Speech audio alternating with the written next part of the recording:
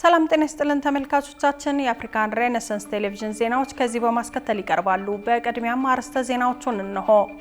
በአቶ ጌታቸው ረዳ የሚመራው ስምረት ፓርቲ ከአራት የትግራይ ክልላዊ ፓርቲዎች ጋር በመጣመር ትግራይን ለማስተዳደር ያለመ ነው የተባለ ጊዜያዊ ምክር ቤት መመስረቱ ተሰማ። ጠቅላይ ሚኒስትር አብይ አህመድ በቅርቡ ባደረጉት ንግግር አዋጭ አይደለም ብለውት የነበረው የባቡር ፕሮጀክት ዳግም ግንባታ ጀመረ። የዓለም ጤና ድርጅት በርካቶችን እየገደለ ባለውና ምንም አይነት ክትባት ባልተገኘለት የኢቦላ ወረርሽኝ ምክንያት ዓለም አቀፍ የአስቸኳይ ጊዜ አዋጅ አወጀ።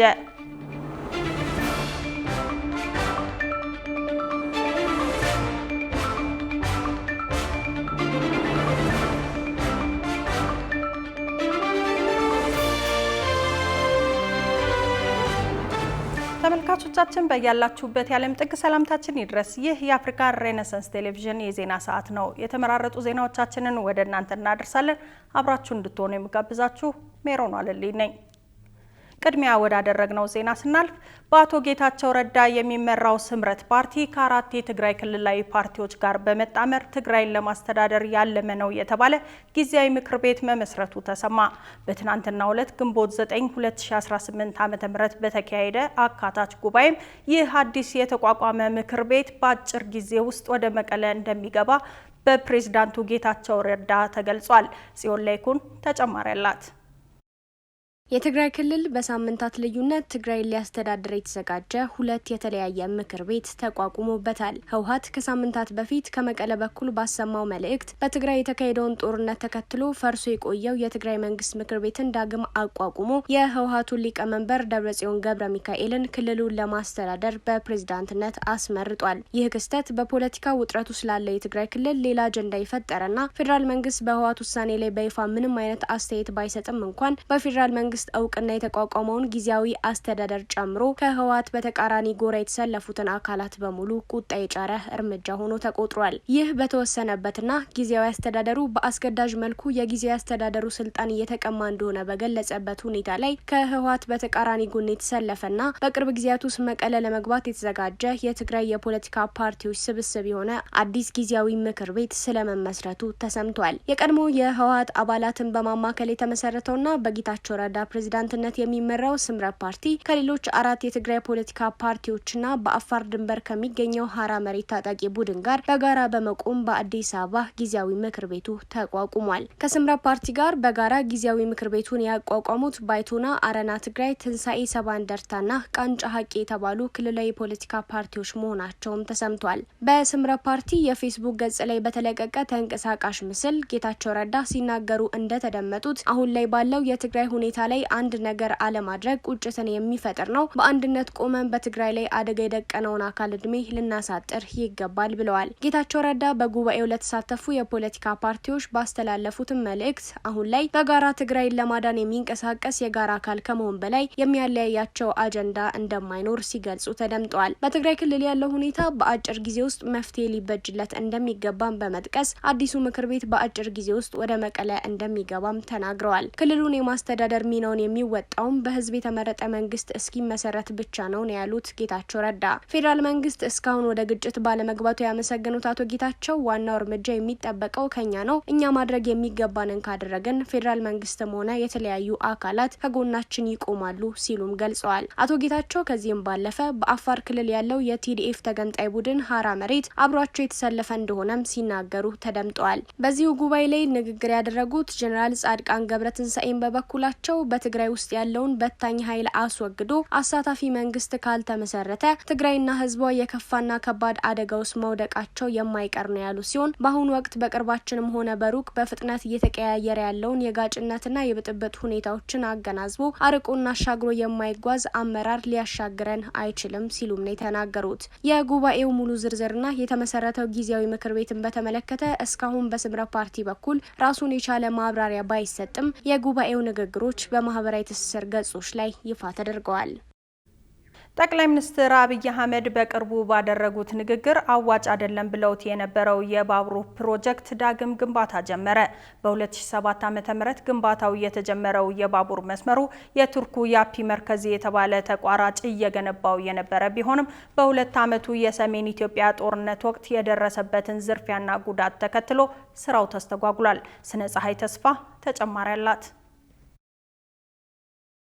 ከዓመታት በፊት የኢትዮጵያ መንግስት የተለያዩ የሀገሪቱን ክፍሎች በባቡር መስመሮች ለማገናኘት በያዘው እቅድ የተጀመረው የአዋሽ ኮምቦልቻ ሀራ ገበያ የባቡር ፕሮጀክት ስራውን የጀመረው ከ10 ዓመታት በፊት ነበር። ይህ የባቡር መስመር አጠቃላይ ርዝመቱ 392 ኪሎ ሜትር ሲሆን ግንባታው በሁለት ምዕራፎች ተከፋፍሎ ነበር ሲከናወን የነበረው። የመጀመሪያው ምዕራፍ ከአዋሽ እስከ ኮምቦልቻ የሚደርስና 270 ኪሎ ሜትር የሚረዝም ሲሆን ከኮምቦልቻ ሀራ ገበያ ያለው ሁለተኛው ምዕራፍ ደግሞ 122 ኪሎ ሜትር ይሸፍናል። የዚህ ባቡር መስመር ግንባታ በሁለት ምዕራፍ እንዲከፈል የተደረገው ለፕሮጀክቱ ማስፈጸሚያ የሚሆን ሙሉ ገንዘብ ባለመገኘቱ ነበር። ያፒ መርከዚ በተባለው የቱርኩ ተቋራጭ ግንባታው ሲከናወን የነበረው የባቡር መንገዱ ለመጀመሪያው ዙር ግንባታ ከ1.2 ቢሊዮን ዶላር በላይ በጀት ተይዞለት ነበር የተከናወነው። ከ5 ዓመት በፊት የተጠናቀቀው የመጀመሪያው ምዕራፍ የባቡር መስመሩ ግንባታ ተጠናቀው አገልግሎት ለመስጠት የኤሌክትሪክ ኃይል አቅርቦት በመጠባበቅ ላይ እንደነበር በወቅቱ ተነግሮ እንደነበር የሚታወስ ቢሆንም ሁለተኛው ምዕራፍ የባቡር መስመር ግንባታ ለማካሄድ የሚያስፈልገው ገንዘብ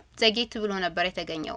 እንዲያም ሆኖ ግንባታው በኮሮና ቫይረስ ወረርሽኝ በወሰን ማስከበርና በሌሎች ምክንያቶች ተስተጓጉሏል። ከዚያም በኋላ በሰሜን ኢትዮጵያ ትግራይ የተቀሰቀሰው የእርስ በርስ ጦርነት ተስፋፍቶ ወደ አማራ ክልል ከተዛመተ በኋላ ስራው ከመቋረጡ በተጨማሪ ለአገልግሎት ዝግጁ የነበረው እና በግንባታ ላይ የነበረው የባቡር መሰረተ ልማቶች ላይ ውድመትና ዝርፊያ አጋጥሞታል። በ2007 ዓ.ም ግንባታው የተጀመረው የባቡር መስመሩ የቱርኩ ያፒ መርከዚ የተባለው ተቋራጭ እየገነባው የነበረው ቢሆንም በሁለት ዓመቱ የሰሜን ኢትዮጵያ ጦርነት ወቅት የደረሰበት ዝርፊያና ጉዳት ተከትሎ ስራው ተስተጓጉሏል። ከዚህም ጋር ተያይዞ የግንባታው ተቋራጭ ድርጅቱ ጥር 2015 ዓ.ም ለንደን በሚገኘው ዓለም አቀፍ የግልግል ፍርድ ቤት ባቀረበው ይገባኛል ክስ ከፍተኛ ገንዘብ ካሳ ጠይቆ የነበረ ቢሆንም በሁሉ መቋረጥ ምክንያት 1 ቢሊዮን ዶላር የካሳ ክፍያ ጠይቆ የነበረው የቱርኩ ያፒ መርከዚ ኩባንያው ክሱ ውድቅ ተደርጎበት በቅድሚያ የወሰደውን 29 ሚሊዮን ዶላር ለኢትዮጵያ ምድር ባቡር ኮርፖሬሽን ተመላሽ እንዲያደርግ በለንደን ዓለም አቀፍ የግልግል ዳኝነት ፍርድ ቤት እንደተወሰነበት የቅርብ ሳምንታት ውስታ ነው። ታዲያ በእነዚህ ሁሉ ችግሮች ምክንያት ግንባታው ተቋርጦ የቆየው የአዋሽ ኮምቦልቻ መቀሌ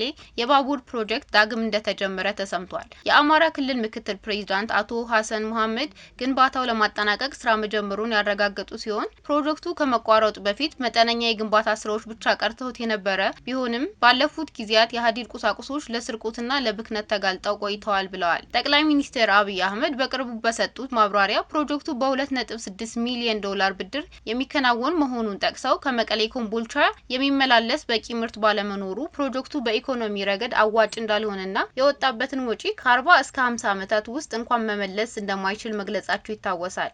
ከዚህ ከአዋሽ ወደ መቀሌ የሚሄደው ባቡር 2.6 ቢሊዮን ዶላር ብድር ተወስዶ ነው የሚሰራው። ይሄኛው ግን አፍሰን ብሩን 40-50 ዓመት ስለማይመልስ ኢንፍራስትራክቸሩ ቢኖርም ምንጭንበት እናጓጉዝበት ነገር ምርቱ ስለሌለ እንደ ሀገር ስትወስደው አክሳሪ ኢንቨስትመንት።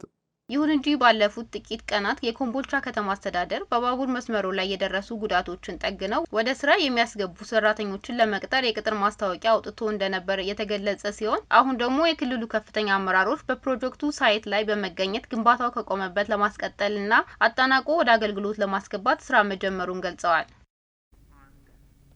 የዓለም ጤና ድርጅት በርካቶችን እየገደለ ባለውና ምንም አይነት ክትባት ባልተገኘለት የኢቦላ ወረርሽኝ ምክንያት ዓለም አቀፍ የአስቸኳይ ጊዜ አዋጅ አወጀ።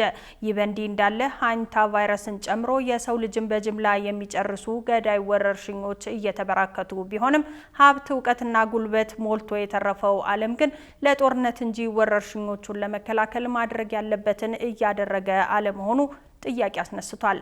ቃል ኪዳን ይጥና ተጨማሪ ያለው Tonight, the World Health Organization declaring a global health emergency. ከክርስቶስ ልደት በፊት እንደ ግሪጎሪያኑ የዘመን አቆጣጠር በ430 ከኢትዮጵያ ተነስቶ ሊቢያና ግብፅን አቋርጦ አቴንስ እንደደረሰ የሚታመነው የታይፈስ ወረርሽኝ 100,000 ሕዝብ ፈጅቷል። ወረርሽኙ የታሪክ አዋቂዎች እንደሚሉት አቴንስን አዳክሞ ከአቴናዎች ጋር ይዋጉ የነበሩትን ስፓርታዎችን ለድል አብቅቷል። ከግሪጎሪያኑ 165 እስከ 180 የ80 ዓመት የሮማን ግዛት ያጥለቀለቀው ፈንጣጣ የማይበገረውን ታላቅ ግዛት ታላቅ ቄሳርን ማርኮስ አውሬሊየስ አንቶኒኑስ አውግስቲን ገድሎ የዓለም አስገባሪውን የሮማ ስርወ መንግስትን አንገጫግቶታል። በሽታው በትንሽ ግምት 5 ሚሊዮን ህዝብ ፈጅቷል ተብሎም ይታመናል። አዜቲክ የተባለው የደቡብ አሜሪካ ስርወ መንግስትን እንደ ግሪጎሪያኑ የዘመን አቆጣጠር በ1520 ያፈረሰው የስፔን ቅኝ ገዢዎች ደቡብ አሜሪካ ያሰራጩት ፈንጣጣ ነበር። አጼ ምኒልክ የአድዋን ድል ከተቀዳጁ በኋላ ኤርትራ ላይ የመሸገውን የኢጣሊያን ጦር ተከታትለው ያልወጉት ጦራቸው የህዳር በሽታ በተባለው ወረርሽኝ በማለቁ እንደሆነ የሚከራከሩ የታሪክ አጥኚዎችን ብዙ ናቸው። በ1918 ግድም የተዛመተው ኢንፍሉዌንዛ በ4 ዓመት ውስጥ ብቻ 100 ሚሊዮን ህዝብ የሚደርስ ህዝብ ፈጅቷል። ብላቴን ጌታ መርሲ ሀዘን ወልደ ቂርቆስ የ20ኛው ክፍለ ዘመን መባቻ በተሰኘው መጽሐፋቸው እንዳሰፈሩት ወረርሽኙ እስከ 40 ሺህ ኢትዮጵያውያንንም ለሞት ዳርጓል። ከዚያ በኋላ ባሉ ዘመናት የዓለምን ህዝብ ባለጸጋ ከምንዱባን ሳይለዩ ሰሜንም ሆነ ደቡብ ዋልታ ሳይገድባቸው ጥቁር ከነጭ ባለዘመናዊ የጤና ስርዓት ከኋላ ቀር ሳያበላልጡ በመላው ዓለም ሚሊዮኖችን ከቀጠፉ ወረርሽኞች መካከል ከኤችአይቪ ኤድስ እስከ ኮቪድ-19 ያሉት በቀዳሚነት የሚጠቀሱ ሲሆን የየዘመኑ ትውልድ ለየዘመኑ ወረርሽኞች ሚሊዮናት ወገኖቹን ሰጥቶ ገዢዎቹን በሌላ ቀይሮ ምናልባትም እንደየዘመኑ እውቀት እድገት ሀብቱ መፍትሄ ሰጥቶ ወረርሽኞቹን ሸኝቷል። ከኮቪድ-19 በፊትም የነበረው ዛሬም ያለው የኢቦላ ወረርሽኝ ግን ለመጀመሪያ ጊዜ ከተቀሰቀሰበት ከግሪጎሪያኑ 2013 መገባደጃ ጀምሮ በየዓመቱ ጠፋ ሲሉት ብቅ እያለ ዘንድሮም ዓለም አቀፍ የጤና ስጋትነቱ እንደቀጠለ ነው። ከግሪጎሪያኑ 2017 ጀምሮ በቀድሞው የኢትዮጵያ የውጭ ጉዳይና የጤና ሚኒስትር በነበሩት ዶክተር ቴድሮስ አድሃኖም ገብረ ኢየሱስ ዋና ዳይሬክተርነት እየተመራ ያለው የዓለም ጤና ድርጅት በዲሞክራቲክ ሪፐብሊክ ኮንጎ እስካሁን ከ80 በላይ ሰዎችን በገደለውና ምንም አይነት ክትባት ባልተገኘለት የኢቦላ ዝርያ ዓለም አቀፍ የአስቸኳይ ጊዜ አዋጅ ማወጁን ኤኤፍፒ ዘገበ ሲሆን የወረርሽኙ ስርጭት ሊጨምር ይችላል የሚል ስጋት እንዳለም ዘገባው አመልክቷል። V Hondius. It's a Dutch expedition cruise ship that's had a hantavirus outbreak. Hantavirus is a rare but serious rodent-borne virus. ይህ በእንዲህ እንዳለ በቅርቡ የተከሰተውና ከኮሮና ቫይረስ በላይ አስከፊ ነው የተባለለት ሃንታ የተሰኘው ቫይረስ በአሁኑ ወቅት በዓለም አቀፍ ደረጃ ከፍተኛ ትኩረት እየሳበ የመጣ ገዳይ በሽታ ሲሆን በሽርሽር መርከብ ላይ ተከስቶ መላው ዓለምን ያስደነገጠው ወረርሽኝ የዓለማችን የወደፊቱ አስፈሪ የጤና ቀውስ ነው እየተባለም ይገኛል። ያም ተባለ ይህ ግን ሀብት፣ እውቀት፣ ጉልበት ሞልቶ የተረፈው ዓለም ለጦር መሳሪያ ዓለምን ለመቆጣጠር ለሚረዱ ቴክኖሎጂዎች ወይም ገንዘብ ለማጋበስ ቢሊዮናት ዶላር እያፈሰሰ ቢሆንም የእውቀት ሀብት ጉልበቱ ምንጭ የሆነውን ሰው ግን ሌላው ቢቀር በጅምላ ከሚጨርሱት እኚህን መሰል ገዳይ ወረርሽኞች ለመከላከል ማድረግ ያለበትን እያደረገ ነው ማለት ግን ለብዙዎች በእርግጥ እብለትም ቅጥፈትም ነው። International health agencies now preparing a large-scale response to an outbreak that may be... ተመልካቾቻችን አሁን ደግሞ ባለፉት 24 ሰዓታት የተፈጠሩ የምርጫ ጉዳዮችን ሰብሰብ አድርገን የምናቀርባቸው ይሆናል። የተመራረጡ መረጃዎቻችንን ይሳቅ እንድሪስ እንደሚከተል ያቀርባቸዋል። የኢፌዴሪ ሕገ መንግስት አንቀጽ 38 የመምረጥ እና የመመረጥ መብትን ይደነግጋል። እኛም ዕለታዊ የምርጫ ነክ ጉዳዮች የሚቀርቡበት የዘገባ መሰናዷችንን አርትስ 38 ብለነዋል። ይህ የምርጫ ዘገባ በአርትስ ቴሌቪዥን የገቨርናንስ ዴስክ ተዘጋጅቶ የሚቀርብላችሁ ነው።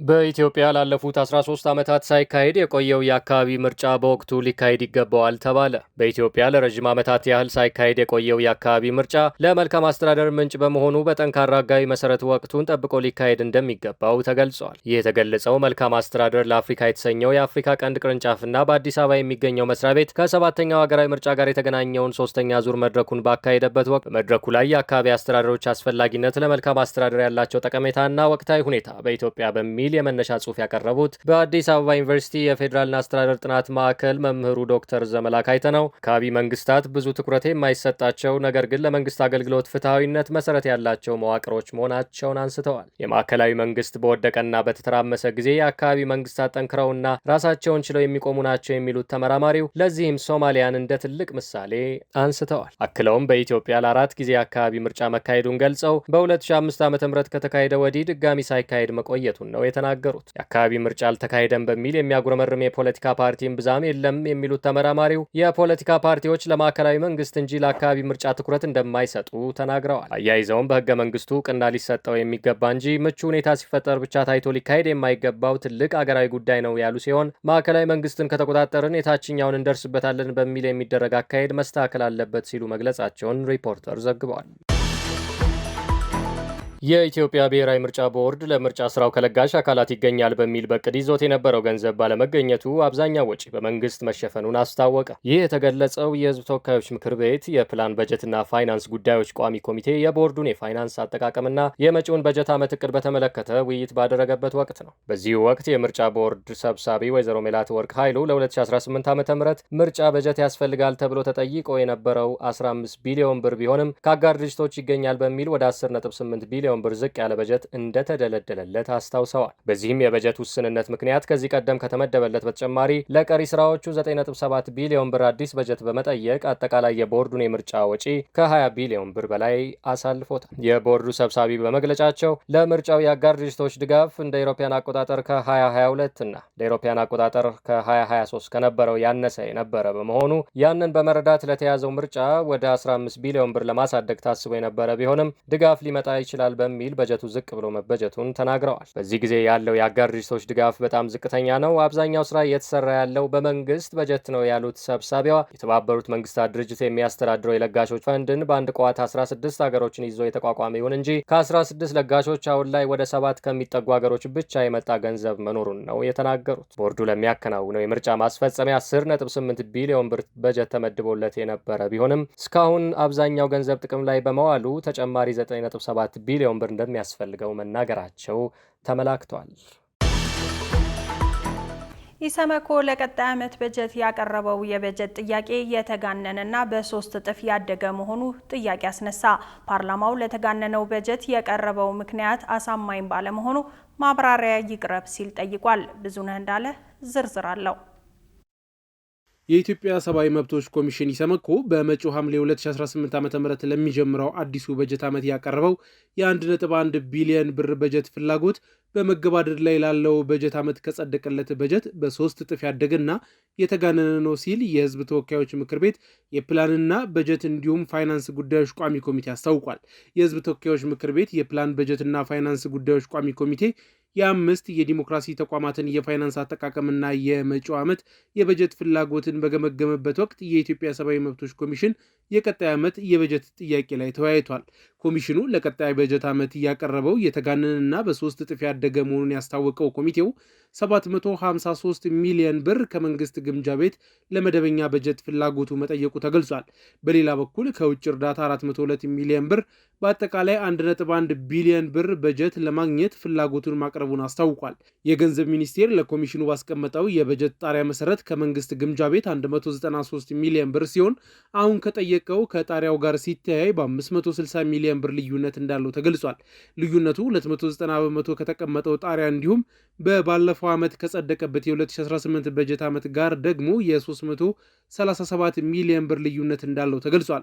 ኮሚሽኑ የተጋነነ የበጀት ጥያቄ ያቀረበው በአማራ፣ ትግራይ፣ አፋርና አዋሳኝ አካባቢዎች በግጭት ምክንያት የሰብአዊ ሁኔታ አሳሳቢ መሆኑን ይህንን ለመፍታት ምክክር በማድረግ በመግባባት ላይ ለመስራት የሪፎርም ስራዎችን አጠናክሮ ለመቀጠል ሪፖርቶችንና መግለጫዎችን በተጨማሪም ቋንቋ ለመስራት ተደራሽነታቸውን ለማስፋት እንዲሁም ተጨማሪ ጽሕፈት ቤትን የመክፈት ዓላማ እንዳለው የገለጸው ኮሚቴው ለተጋነነው በጀት የቀረበው ምክንያት ግን አሳማኝ ባለመሆኑ ማብራሪያ ይቅረብ ሲል ጠይቋል። የኢሰመኮ ኮሚሽነር ብርሃኑ አዴሎ በሰጡት ምላሽ ለ2019 በጀት ዓመት የቀረበው የገንዘብ ፍላጎት ታሳቢ የተደረገው የዓለም አቀፉን ሁኔታ በማየት ራስን የመቻል ጉዳይ ነው ብለዋል። አክለውም ባለው የፖለቲካ ሁኔታ የፋይናንስ ቅነሳ መኖሩን ገልጸው ለጋሽ አካላት ለተያዘው በጀትም ጥርጣሬ ያላቸው ብለዋል። ዓለም አቀፉ የፖለቲካ ሁኔታ ከመካከለኛው ምስራቅ ጋር ተዳምሮ ለጋሽ አካላትን እያዳከመ ነው በማለት ገልጸዋል። በተጨማሪም ኢትዮጵያ በ2027 የአፍሪካ የሰብአዊ መብቶች ኮሚሽን ኮንፈረንስ የምታዘጋጅ በመሆኗ ኮንፈረንሱን ለማዘጋጀት የሚደረገው ስራ መንግስት ሊደግፈው የሚገባ ነው ብለዋል። በተመሳሳይ የቢሮ እድሳትን ጨምሮ የገጽታ ማሻሻያ እንደሚሰራ ገልጸው የ46 ሀገሮች ተሳታፊዎች ወደ ኢትዮጵያ ሲመጡ የተወላገደ ወንበር ላይ ቁጭ ብለን ኢሰመኮ እዚህ ላይ ሆኖ ነው የሚሰራው ብለን ብናስረዳ ገጽታችን የሚጎዳ በመሆኑ በጀቱ ታሳቢ ያደረገው ይህንንም ሁሉ ነው በማለት ተናግረዋል። አክለውም አዳዲስ ቢሮዎችን ተሿሚዎች በጀት የሚፈልጉ በመሆኑ ደሞዝና ጥቅማ ጥቅሞችንም ለማሻሻል በጀቱ የግድ መጨመር አለበት ብለዋል። የሰብአዊ መብት ለውጥ በጩኸት አይመጣም የሚሉት ኮሚሽነሩ መከላከልና ገንቢ ውይይት ማድረግ ላይ እንሰራለን ብለው ህግ አስፈጻሚዎች መሰልጠንና መብቃት መቻል አለባቸው ብለዋል። ኮሚሽኑ ተሽከርካሪ የለውም የሚሉት ኮሚሽነር ብርሃኑ ተሽከርካሪ ከሌለ ተንቀሳቅሶ የማይሰራ ጽህፈት ቤት ከፍቶ መቀመጡ መንግስት ለኮሚሽኑ በጀት ባለመመደብ ጫና እያደረገ ነው የሚል ትርጉም ያሰጣል ብለዋል። የስራ ነጻነት ላይ አደጋ እያመጣ ያለው ተሽከርካሪ ብቻ አይደለምም ብለዋል። እናንተ ፊት ማስቀመጥ የምፈልገው ከኮሚሽነር ዳንኤል ጀምሮ ለኮሚሽኑ ኮሚሽነሮች የመንግስት ቤት እንኳን አይመደብም፣ በጣም የሚያሳዝን ነው ብለዋል። ኮሚሽነር ዳንኤል በነበሩበት ጊዜ ኮሚሽነሮች ቤት ሳይመደብላቸው ግማሻቸው ለቀዋል። አሁን ያሉትም የሹመት ጊዜያቸው በቅርቡ ያበቃል ብለዋል። ቤት አይመደብ፣ መኪና ማይሰጥ፣ ምንም አድርጌ ነው የማሰማራው በማለት ለኮሚቴው ሰብሳቢ ጥያቄ አቅርበዋል። የመንግስት ቤቶች ኮርፖሬሽን እኛን አያስተናግድም ብለው በቅርቡ በአፈ ጉባኤ በተጻፈ ደብዳቤ ቤት ይሰጣቸው ተብሎ ቢጠየቅም ፍቃደኛ እንዳልሆነ ተናግረዋል። እነዚህ ሁኔታዎችን ለማስገደድ የማንችልና ገለልተኛ በመሆናችን ለመደባቸዋቸው ኮሚሽነሮች የተሽከርካሪና የቤት ጉዳይ የማይሟላ ከሆነ ከመንግስት ድጋፍ የለም የሚል መግለጫን ለመስጠት አንድ ውሳኔ ላይ እንደርሳለን ብለዋል። አንድ ኮሚሽነር ከሚከፈለው ደሞዝ በላይ ተከራይቶ እንደሚኖር ጠቁመው የቀረበው በጀት የግነት ጉዳይ ሳይሆን የተለያዩ ተጽዕኖችን አዳዲስ ኮሚሽነሮች መሾማቸውንና የስራ ጫናዎችን በመኖራቸው መሆኑን ኮሚሽነር ብርሃኑ ተናግረዋል። ክቡራትና ክቡራን ተመልካቾቻችን አሁንም የአፍሪካን ሬኔሳንስ ቴሌቪዥን ዜናዎች እንደቀጠሉ ናቸው። ወደ ቀጣዮቹ ጉዳዮቻችን ከመሻገራችን በፊት ይፋዊ የማህበራዊ ገጾቻችንን ልናስታውሳችሁ ወደድን። በቴሌቪዥን ስርጭት ያለፏችሁን ፕሮግራሞቻችንን ከ1.8 ሚሊዮን በላይ ሰብስክራይበሮች ባሉት አርትስ ቲቪ ወርልድ የዩቲዩብ ገጻችን በኩል ልትከታተሉ ትችላላችሁ።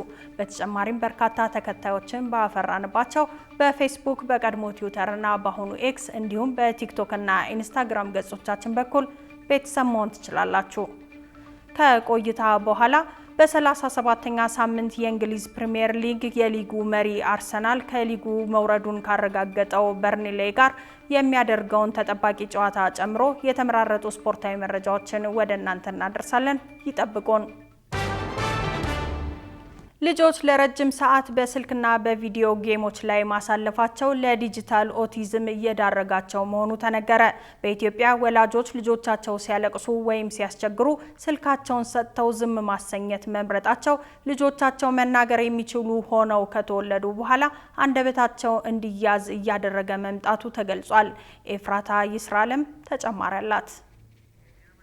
ባለንበት የዲጂታል ዘመን ቴክኖሎጂ በሰው ልጆች ሕይወት ላይ ወሳኝ ሚና ይጫወታል። ቴክኖሎጂ ተግባቦትንና የመጓዣ ዘዴን በማሻሻል ሕይወትን ቀላልና ምቹ እያደረገ ይገኛል። ትምህርትን ለሁሉም ተደራሽ በማድረግ የጤና አገልግሎትን በማሻሻል ንግድንና አስተዳደርን የተሳለጠ በማድረግ ቴክኖሎጂ ዓለምን ትንሽና የተሻለ የመኖሪያ ቦታ እያደረገ ነው። የበይነ መረብ የተንቀሳቃሽ ስልኮችና የኮምፒውተሮችን ወደ ዲጂታል ቴክኖሎጂ መምጣቱ ደግሞ የሰው ልጆች ግንኙነትን በማሻሻል የአኗኗር ዘይቤን በጎ በሆነ መልኩ ለመለወጥ አስተዋጽኦ አድርጓል። ከዚህም አኳያ ቴክኖሎጂ በሰው ልጆች ሕይወት ውስጥ ጠቃሚና አስፈላጊ የሆነ መጥቷል። ያም ሆኖ የቴክኖሎጂ አጠቃቀም በአግባቡና ጥንቃቄ የታከለበት ካልሆነ ይዟቸው የመጣ የራሱ የሆነ አሉታዊ ተጽዕኖችም አሉት። ከነዚህ መካከል በልጆቹ አስተዳደግና ጤና ላይ የሚያሳድረው አሉታዊ ተጽዕኖ አንዱ ነው። በኢትዮጵያ የዲጂታል ኦቲዝም በከፍተኛ ደረጃ እየጨመረ መምጣቱ የተገለጸ ሲሆን ይህም ልጆቹ ረጅም ሰዓት በስክሪንና በቪዲዮ ጌሞች ላይ ማሳለፋቸው መናገር የሚችሉ ሆነው ከተወለዱ በኋላ መናገር እንዳይችሉ ከማድረጉም በተጨማሪ አንደበታቸው እንዲያያዝና ላንቃቸው ዝም እንዲል እያደረገ መምጣቱ ነው የተነገረው። ባለሙያዎች እንደሚሉት ይህም በተፈጥሮ ከሚመጣ ኦቲዝም ባልተናነሰ ለዲጂታል ኦቲዝም እያጋለጣቸው ሲሆን በተለይም በአሁኑ ጊዜ ወላጆች ልጆቻቸው ሲያለቅሱ ወይም ሲያስቸግሯቸው ስልካቸውን ሰጥተው ዝም ማሰኘት መምረጣቸው በዲጂታል ኦቲዝም ሳቢያ ልጆች ከስክሪን ጋር ረጅም ጊዜ እያሳለፉ የተግባቦትና የማህበራዊ ግንኙነት ትልቅ ክፍተት እየፈጠረባቸው መምጣቱን ስጋት አሳድሯል። ልጆች ዝም ብለው ስልክ ላይ ጊዜ ካጠፉ አያወሩም፣ ቃላት ማውጣት ያለበት ላንቃቸው ዝም እያለ ነው የሚሄደው የሚሉት የዘርፉ ባለሙያዎቹ ይህም በሕክምና ሲረጋገጥ ዲጂታል ኦቲዝም ሆኖባቸው የተገኙ ብዙ የህፃናት ቁጥር በአዲስ አበባ ሆነ በክልል ከተሞች በከፍተኛ ሁኔታ እየጨመረ መሆኑን ገልጸዋል። ከቅርብ ጊዜ ወዲህ በኢትዮጵያ የተስተዋለ የመጣው የተዛባ የህፃናት ስልክ አጠቃቀም ጤነኛ ሆኖ የተወለዱ ህፃናት ሳይቀር መናገር አቅቷቸው ወደ ማህበረሰቡ እንዳይቀላቀሉ እያደረገ መሆኑን ተመላክቷል። ይህንን ችግር ለመቅረፍ ትልቁ ስራ ወላጆች ላይ እንደሚንጠለጠል ያስታወሱት ባለሙያዎቹ በተለይም ህፃናት ትምህርት ቤት ከመግባታቸው በፊት ከ1 እስከ 4 ዓመት ባለው የእድሜ ክልል ውስጥ ከፍተኛ ጥንቃቄ ሊደረግ እንደሚገባ አስገንዝበዋል። የኢትዮጵያ አየር መንገድ የተመሰረተበትን 80ኛ ዓመት አስመልክቶ ያዘጋጀው የ8 ኪሎ ሜትር የጎዳና ላይ ሩጫ ውድድር ተካሄደ። 80 ዓመታት የዘለቀ አስተማማኝ አገልግሎት ዘመን ተሻጋሪ ቅርስ በሚል መሪ ቃል የተሰናዳው ይህ የሩጫ ውድድር መነሻውን ሳር ቤት በማድረግ መድረሻውን ደግሞ በቦሌ ዓለም አቀፍ አውሮፕላን ማረፊያ አድርጎ ተከናውኗል። በዚህ ውድድር በታዋቂ አትሌቶች ዘርፍ በወንዶች አትሌት ማሞ ለማ ከኦሮሚያ ኮንስትራክሽን፣ በሴቶች ደግሞ አትሌት መልክናት ውዱ ከኢትዮጵያ ንግድ ባንክ አሸናፊ በመሆን ውድድራቸውን አጠናቀዋል። የኢትዮጵያ አየር መንገድ ግሩፕ ዋና ስራ አስፈጻሚ አቶ መስፍን ጣሰው በውድድሩ ወቅት ባስተላለፉት መልእክት አየር መንገዱ ባለፉት 80 ዓመታት ባከናወናቸው ዘርፈ ብዙ ተግባራት ከአፍሪካ ቀዳሚና ግዙፍ የአየር መንገድ መሆን መቻሉን ገልጸዋል። አየር መንገዱ በሚያደርገው ያልተቋረጠ እድገት የዓለምን ዘመናዊ ቴክኖሎጂ ያካተቱ የቦይንግ፣ የኤርባስና የሌሎች ዘመናዊ አውሮፕላኖች ባለቤት መሆን መቻሉንም አክለዋል። የኢትዮጵያ አየር መንገድ የ80 ዓመታት የስኬት ጉዞን ይህንን የጎዳና ላይ ሩጫ ጨምሮ በአውደ ርዕዮችና በተለያዩ ማህበራዊ ዝግጅቶች በድምቀት እያከበረ እንደሚገኝ ተገልጿል።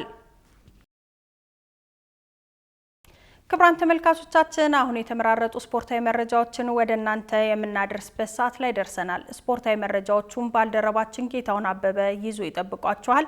ከመረጃዎቹ ጋር መልካም ቆይታ።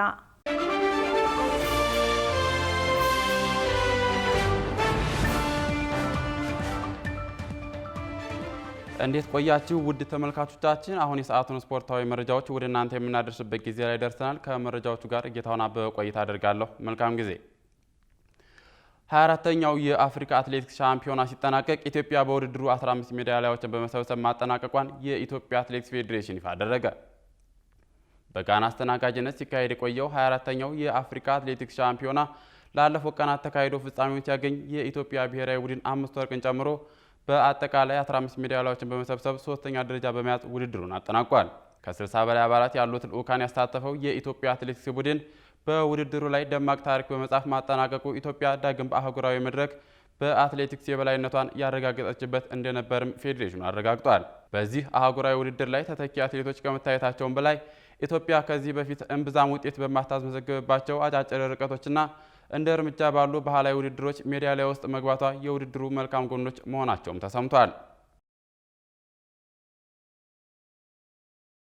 የኢትዮጵያ ፕሪሚየር ሊግ 33ኛ ሳምንት ጨዋታዎች ነገ ሲጀምሩ ኢትዮጵያ መድን ከወላይታ ዲቻ በአዲስ አበባ ስታዲየምና መቻልን ከባህር ዳር ከተማ በአዳማ ሳይንስና ቴክኖሎጂ ሜዳ የሚያገናኘው ጨዋታ ከወዲሁ ተጠባቂ ሆኗል። ዮናስ ግርማ በዝርዝር ተመልክቶታል። ሊጠናቀቅ የ5 ሳምንታት ዕድሜ ብቻ የቀረው የኢትዮጵያ ፕሪሚየር ሊግ ላለመውረድና ለዋንጫ የሚደረገው ትንቅንቅ ሌላ ታሪክ ውስጥ ገብቷል። ዘንድሮ በፕሪሚየር ሊጉ ታሪክ ለመጀመሪያ ጊዜ በክለቦች መካከል የሲቢ የኢትዮጵያ ፕሪሚየር ሊግ በሚል መጠሪያ እየተደረገ የሚገኘው የአገሪቱ ትልቁ ሊግ ወደ መዳረሻው ሲቃረብ ፉክክሩም እየደራ መጥቷል። ዘንድሮ ሊጉን በዚህ የውድድር ዓመት በተለያዩ መመዘኛዎች ራሱን አጠናክሮ የመጣው ሲዳማ ቡና ከመጀመሪያዎቹ ሳምንታት ጀምሮ እየመራው ቢቆይም አሁን ግን መቻልን ጨምሮ ሌሎች ተፎካካሪዎችም ብቅ ብለውበታል። በአዲስ አበባ ስቴዲየም እና በአዳማ ሳይንስና ቴክኖሎጂ ሜዳ እየተደረገ የሚገኘው ውድድሩ የ33ኛ ሳምንት ጨዋታዎችን ከነገ ጀምሮ ሲቀጥል የሳምንቱ መክፈቻ ጨዋታ የአምና የሊጉን አሸናፊ ኢትዮጵያ መድንን ከወላይታ ዲቻም በአዲስ አበባ ስቴዲየም ያገናኛል። በአንድ የነጥብ ልዩነት በመበላለጥ በሊጉ የደረጃ ሰንጠረዥ ላይ 9ኛና 10ኛ ደረጃ ላይ የተቀመጡትን ሁለቱም ቡድኖች በሚያገናኝ በዚህ ጨዋታ ክለቦቹ ካሉበት ወቅታዊ አቋም አንጻር ጥሩ ጨዋታ እንደሚደረግበትም ይጠበቃል። በዛው በአዲስ አበባ ስቴዲየም በሚደረግ ሌላ ተጠባቂ ጨዋታ ባለፈው ሳምንት የሊጉን መሪ ሲዳማ ቡናን አሸንፎ የመጡት ሀዲያ ሆሳዕናዎች ሸገር ከተማን አሸንፎ ከመጣው የኢትዮጵያ ንግድ ባንክ ጋርም ይገናኛሉ። ተመሳሳይ 41 ነጥቦችን ይዘው በግብ ክፍያ ተበላልጠው በሊጉ 11ኛና 12ኛ ደረጃ ላይ የተቀመጡት ሁለቱ ቡድኖች ደረጃቸውን ለማሻሻል የሚያደርጉት ፍልሚያም ተጠባቂ ተጠባቂ ሆኗል። የሊጉ ተጠባቂ ጨዋታዎች በአዳማ ሳይንስና ቴክኖሎጂም ሲቀጥሉ ድሬዳዋ ከተማን አሸንፈው የመጡት የጣና ሞገዶቹ መቻልንም የሚገጥሙ ይሆናል። ሊጉ ወደ ፍጻሜው ሲቃረብ ወደ ዋንጫው ተፎካካሪነት የመጣው መቻል በተለይ በባለፈው ሳምንት ጨዋታ ኔጌሌ አርሲ ላይ 4 ግቦችን ማዝነቡ በነገውም ጨዋታ እንዲጠበቅ ምክንያት ሆኖታል። 44 ነጥቦችን ይዘው 7ኛ ደረጃ ላይ የተቀመጡት ባህር ዳሮች በነገው ጨዋታ ላይ ደረጃቸውን ለማሻሻል ሲፋለሙ፣ መቻል በበኩሉ ከሲዳማ ቡና ጋር ያለውን የነጥብ ልዩነት ለማጥበብ ያለውን ሁሉ ይሰጣል ተብሎ ይጠበቃል። 33ኛ ሳምንቱ ላይ የደረሰውን የኢትዮጵያ ፕሪሚየር ሊግ ኮከብ ግብ አግቢነት አቤል ያለው ከሲዳማ ቡና በ14 ግቦችም እየመራው ይገኛል። በ37ኛ ሳምንት የእንግሊዝ ፕሪሚየር ሊግ ተጠባቂ ጨዋታ የሊጉ መሪ አርሰናል ከሊጉ መውረዱን ካረጋገጠው በርንሌ ይገናኛል። አርሰናል ዛሬ ምሽት በኤሚሬትስ ስታዲየም ከበርንሌ ጋር የሚገናኘው የ22 ዓመታት የዋንጫ ናፍቆቱን ለመቁረጥ ጭምር ነው። ዝርዝር አለን። ወደ መጠናቀቁ እየተቃረበ የሚገኘው ተወዳጁ የእንግሊዝ ፕሪሚየር ሊግ በሳምንቱ መጨረሻ ቀናት ሲደረግ ማንቸስተር ዩናይትድ ድል ቀንቶታል። በ37ኛ ሳምንት የእንግሊዝ ፕሪሚየር ሊግ ጨዋታ ማንቸስተር ዩናይትድ ኖቲንግሃም ፎረስትን አስተናግዶ 3-2 በሆነ ውጤት ማሸነፍ ችሏል። በኦልድ ትራፎርድ ስታዲየም በተደረገው ጨዋታ ሉክ ሾው፣ ማቲያስ ኩኛና ሚቦሞ ለማንቸስተር ዩናይትድ የተገኙትን የማሸነፊያ ግቦች ሲያስቆጥሩ ለኖቲንግሃም ፎረስት ሞራቶና ሞርጋን ጊብስ ዋይት ከመረብ አሳርፈዋል። ማንቸስተር ዩናይትድ ማሸነፉን ተከትሎ ነጥቡን 68 በማድረስ በሊጉ 3ኛ ደረጃን ይዞ ማጠናቀቁን አረጋግጧል። በጨዋታው ፖርቱጋላዊ አማካኝ ብሩኖ ፈርናንዴዝ በውድድር ዓመቱ 20 ለግብ የሆኑ ኳሶችን አመቻችቶ በማቀበል በቴሪ ሄንሪና በኬቪን ደብሩይነ ተይዞ የነበረውን በአንድ የውድድር ዓመት ብዙ ጎል አመቻችቶ የማቀበል ሪከርድ ተጋርቷል። ማንቸስተር ዩናይትድ በቀጣይ አንድ ቀሪ ጨዋታ የሚቀረው በመሆኑ ፖርቱጋላዊ ኮከብ ብሩኖ ፈርናንዴዝ ክብረ ወሰኑን ይሰብራል ተብሎ ይጠበቃል። በሌላ በኩል በሪያል ማድሪድ ቤት ሁሉንም የክለብ ዋንጫዎች ደጋግሞ በማንሳት በዓለም እግር ኳስ የራሱን ታሪክ የጻፈው ብራዚላዊ ኮከብ ካርሎስ ኤንሪኬ ካሴሜሮ ከማንቸስተር ዩናይትድ ጋር ያለውን ቆይታ አብቅቶ በኦልድ ትራፎርድ ስታዲየም በታላቅ ክብር ተሰናብቷል። ክለቡ በውጤት ማጣት ቀውስ ውስጥ በነበረበት በ22 የማንቸስተር ዩናይትድን ችግር እኔ አስተካክለዋለሁ በሚል ትልቅ መተማመን በ70 ሚሊዮን ፓውንድ የተቀላቀለው ካሴሚሮ በመጀመሪያው ዓመት ብቻ ሳይሆን በተለይ በመጠናቀቅ ላይ በሚገኘው የ25-26 የውድድር ዘመን እጅግ አስደናቂ ብቃቱን አሳይቷል። የቡድኑን የመሃል ክፍል በብቃት ከመምራቱን ባሻገር በወሳኝ ሰዓት ግቦችን በማስቆጠር ቀያይ ሰይጣናቱ ወደ ታላቁ መድረክ ሻምፒዮንስ ሊግ እንዲመለሱ ቁልፍ ሚና ተጫውቷል። ካሴሚሮ ቀደም ብሎ ክለቡን እንደሚለቅ ማሳወቁን ተከትሎ የማንቸስተር ዩናይትድ ደጋፊዎች እባክህ ለአንድ ተጨማሪ ዓመት ቆይልን እያሉ በማዜም ቢማጸኑትም እሱ ግን ውሳኔውን ሳይቀይር ሁሌም በልቤ ውስጥ ናቸው በማለት ለደጋፊዎቹ ያለውን ክብር ገልጾ ስንብቱን ይፋ አድርጓል። ይህንን ብራዚላዊ ድንቅ የመሃል አማካኝ በቀጣዩ የውድድር ዓመት በአግባቡ መተካት ለማንቸስተር ዩናይትድ ቀጣዩ ትልቅ ፈተና እንደሚሆን ይጠበቃል። በሌላ ጨዋታ በወራጅ ቀጠና የሚገኘው ዌስትሃም ዩናይትድ በኒውካስትል ዩናይትድ 3-1 በሆነ ውጤት ተሸንፏል። ዌስትሃም ዩናይትድ የገጠመው ሽንፈት ከፕሪሚየር ሊጉ የመውረድ ዕድሉን ከፍ ያደረገው ሲሆን ቶትናም ሆትስፐርስ ቀጣይ ጨዋታውን የሚያሸንፍ ከሆነ ዌስትሃም ዩናይትድ በይፋ መውረዱን ያረጋግጣል። ዌስትሃም ዩናይትድ የመጨረሻ ጨዋታውን ከሊድስ ዩናይትድ ጋር የሚያደርግ ሲሆን ቶትናም በበኩሉ በቀጣይ ከቼልሲና ከኤቨርተን ጋር የሚገናኝ ይሆናል። የእንግሊዝ ፕሪሚየር ሊግ አስገራሚው የዋንጫ ፉክክር ወደ ማጠቃለያው ሲቃረብ የሊጉ መሪ አርሰናል የ22 ዓመታት የዋንጫ ናፍቆትን ለመቁረጥ ዛሬ ምሽት ወሳኝ ጨዋታውን ያደርጋል። ምሽት 4 ሰዓት ላይ በሚደረገው ጨዋታ መድፈኞቹ ወደ ሻምፒዮንሺፕ መውረዱን ያረጋግጠው በርንሌን በኤሚሬትስ ስታዲየም ያስተናግዳሉ። የሰሜን ለንደኑ ክለብ አርሰናል በአሁኑ ወቅት በ79 ነጥቦች ሊጉን እየመራ ሲሆን ከተቀናቃኙ ማንቸስተር ሲቲ በ2 ነጥቦች ቀድሞ የሚገኘው አርሰናል የዛሬውን ጨዋታ ጨምሮ ቀሪውን ጨዋታ ካሸነፈ የማንቸስተር ሲቲን ውጤት ሳይጠብቅ የታሪካዊ ዋንጫ ባለቤት መሆኑን ያረጋግጣል። የዋንጫው ዕጣ ፈንታ አሁንም ሙሉ በሙሉ በሚኬል አርቴታ ስብስብ እጅ ላይ ያለ ሲሆን ሁለቱ ክለቦች ባደረጓቸው ያለፉት 5 የሊግ ግንኙነቶች አርሰናል 4ቱን በማሸነፍ የበላይነቱን ሲይዝ ባለፈው ህዳር ወር በተርፉ ሙር ስታዲየም በነበረው ጨዋታም አርሰናል 2-0 በሆነ ውጤት ማሸነፉ ይታወሳል። በምሽቱ ተጠባቂ ጨዋታ በአርሰናል በኩል ተከላካዩ ቤን ዋይት ለቀሪው የውድድር ዘመን ከጨዋታ ውጭ መሆኑ የተረጋገጠ ሲሆን ዩሪያን ቲምበርም ገና ሙሉ በሙሉ ለጨዋታ ብቁ አልሆነም። በተጨማሪም ሪካርዶ ካላፊዮሪ መሰለፉ አጠራጣሪ በመሆኑ ክርስቲያኖ ሞስኬራ በቀይ ተከላካይ ስፍራ ላይ የመሰለፉ ዕድል ሰፊ ሆኗል። አርሰናል አስቀድሞ መውረዳቸው በተረጋገጡ ክለቦች ላይ አስደናቂ ታሪክ ያለው ሲሆን ያደረጋቸውን ሁሉንም 10 ጨዋታዎች ማሸነፍ ችሏል። በተጨማሪም መድፈኞቹ አዲስ ካደጉ ክለቦች ጋር ባደረጓቸው 44 ጨዋታዎች ሽንፈት አለማስተናገዳቸው በምሽቱ ጨዋታ የአሸናፊነት ቅድመ ግምቱን ወስደዋል።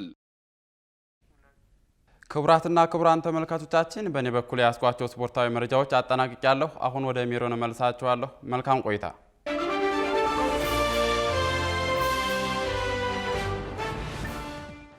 አመሰግናለሁ ጌታውን።